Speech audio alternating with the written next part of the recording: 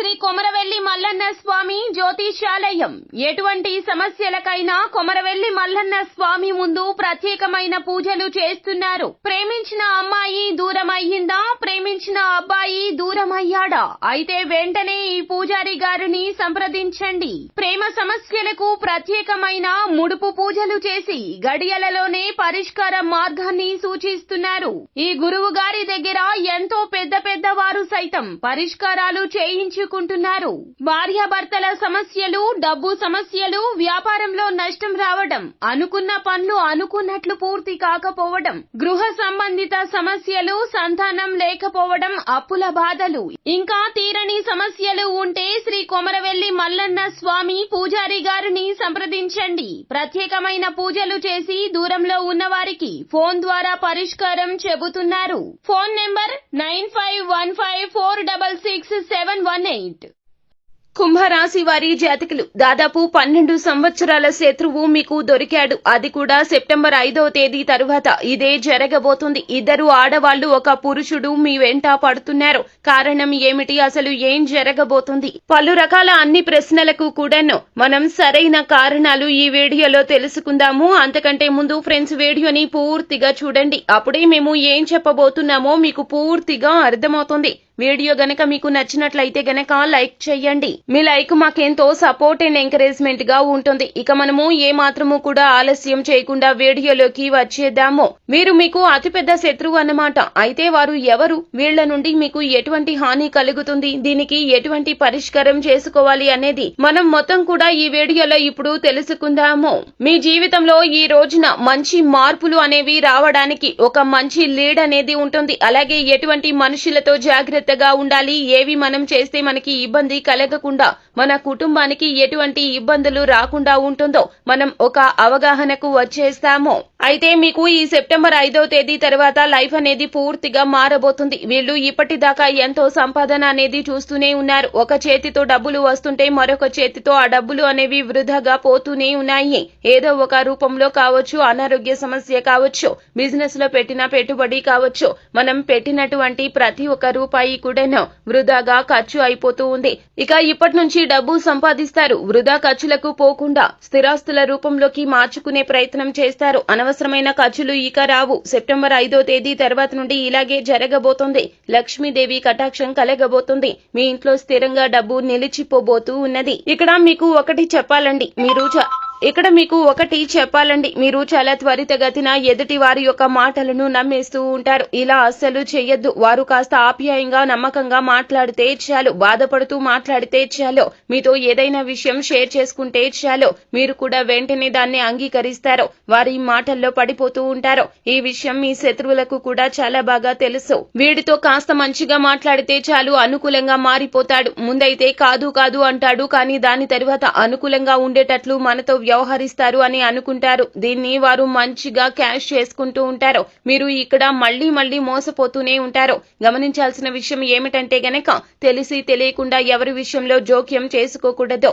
ఎవరు నటిస్తున్నారో, ఎవరు నిజంగా హెల్ప్ అనేది కోరుతున్నారో గమనించుకోవాలి. ప్రతి ఒక్కరిని గుడ్డిగా నమ్మడం ముందుగా మీరు మానేస్తే చాలా ఉత్తమం.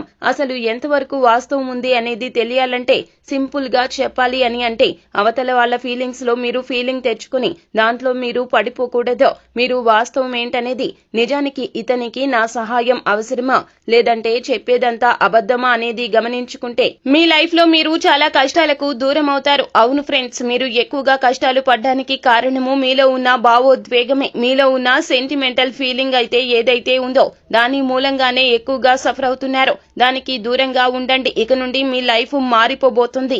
ఏంటి అని అంటారా? ఎందుకు అని అంటే, మీ యొక్క లైఫ్ లో ఇప్పుడు మంగళ గ్రహాలైతే ఏదైతే ఉన్నాయో ఎక్కువగా హల్చల్ అనేది చేయబోతున్నాయి.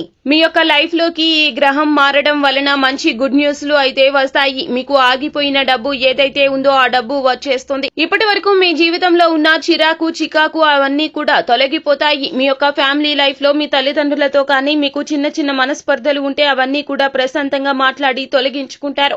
భార్య పిల్లలకు కూడా సంబంధించి రిలేషన్ ఏదైతే ఉందో అది మరింత మెరుగుపడుతుంది. భార్యతో కూర్చొని కాసేపు సరదాగా టైం స్పెండ్ చేస్తారు. మీ యొక్క మనస్పర్ధలు అన్ని కూడా తొలగి తొలగిపోతాయి.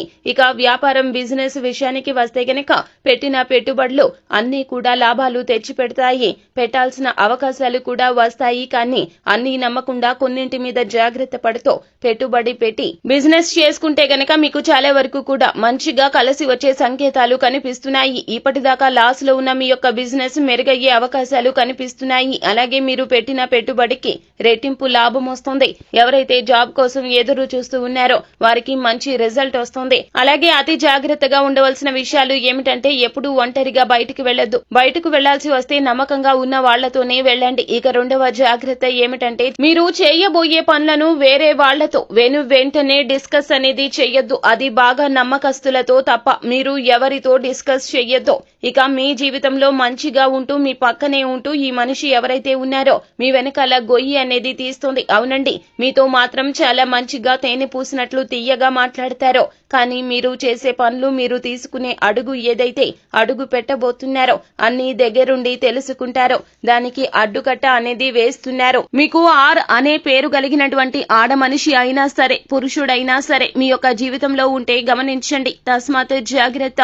వాళ్ళు మీ బంధువులు కావచ్చు, ఫ్రెండ్స్ కావచ్చు, బాగా క్లోజ్ గా ఉన్న సహోద్యోగులు కావచ్చు. మీ జీవితంలో ఈ పేరు కలిగిన వాళ్ళు ఉన్నారు. వాళ్ళు మీ జీవితంలోకి వచ్చిన తర్వాత మీ జీవితం ఏ విధంగా మారిపోయింది, అలాగే సంతోషం అనేది వచ్చిందా, కష్టాలు వచ్చాయా, ఇలా అన్నింటినీ గమనించుకొని తర్వాత ఆ పేరు కలిగిన మనుషుల్ని మీ నుండి కట్ చేసేయండి. వాళ్లకు ఎటువంటి మాటలు చెప్పొద్దో, వాళ్ల నుంచి దూరం వహించండి. ఎక్కువగా వాళ్లతో ఏమీ షేర్ చేయొద్దో. ఇలా చేస్తుంటే మీకు చాలా వరకు ఆపద అనేది తగ్గుతుంది. ఇక పరిహారం ఏమిటంటే గనక మీరు అమావాస్య తిథి నాడు కానీ లేదు అని అంటే ఆదివారం తిథి నాడు కావచ్చు, చక్కగా సాయంత్రం పూట ఇంట్లో కూర్చొని ఒక నల్లని క్లాత్ పైన కాళికా అమ్మవారి పటం పెట్టండి. అక్కడ ఒక నిమ్మకాయ కాస్త సింధూరం అనేది పెట్టేసుకుని ఎవరైతే శత్రువు ఉన్నారో వాళ్ల పేరు చెప్పుకొని 108 సార్లు రుద్రాక్షమాలతో ఒక మంత్రం జపించాలి. మంత్రం ఏమిటంటే గనక క్రీం క్రీం శత్రునాశాయ నమః. ఈ రకంగా 108 సార్లు జపించి తర్వాత మరుసటి రోజు పొద్దున్నే నిమ్మకాయను కట్ చేసి పారే కాలువలోనో లేదా నదిలోనో లేదా ఎవరు తిరగని నిర్జన ప్రదేశంలో పడవేయాల్సి ఉంటుంది. ఈ విధంగా చేస్తే శత్రునాశనం జరుగుతుంది. అంత మంచే జరుగుతుంది. శుభం భూయాత్. సో ఫ్రెండ్స్, చూసారు కదా, ఈ వీడియో గనక మీకు నచ్చినట్లయితే గనక లైక్ చేయండి. మరిన్ని వీడియోస్ కోసం మా ఛానల్ ని సబ్స్క్రైబ్ చేసుకుని ఫాలో అవ్వండి. Thank you.